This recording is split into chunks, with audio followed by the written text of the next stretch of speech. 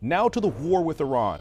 Today, Iran launching drone and missile strikes at U.S. military sites across the Middle East.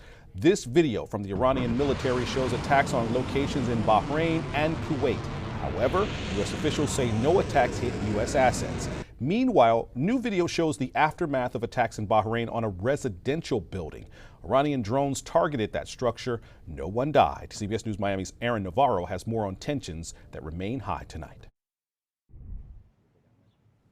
President Trump was out and about in Washington this weekend, observing restoration efforts in Lafayette Square and inspecting a golf course along the Potomac River.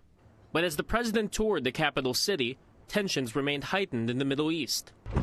On Sunday, Iran launched a missile and drone attack on Bahrain and Kuwait, both U.S. allies.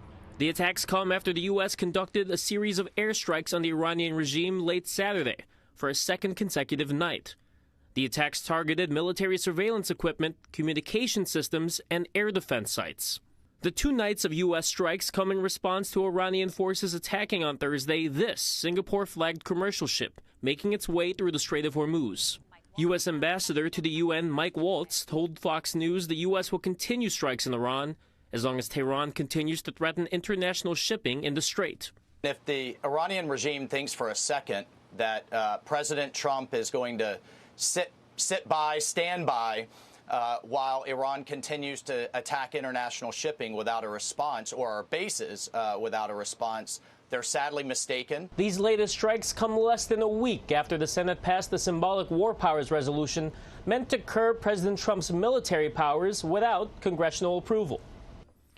Among the 4 Republican senators to vote with Democrats to pass the War Powers Act on Tuesday, Senator Bill Cassidy of Louisiana, who would later vote against a similar resolution.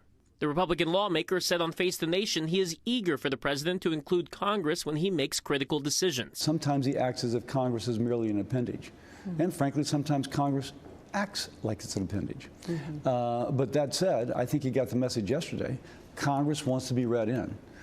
President Trump said the U.S. military will, quote, complete the job if Iran doesn't comply with the ceasefire agreement. Aaron Navarro, CBS News, the White House.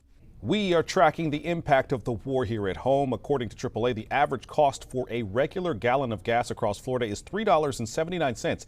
That's up over 15 cents since last week. Today's price is 80% more than you paid this time last year.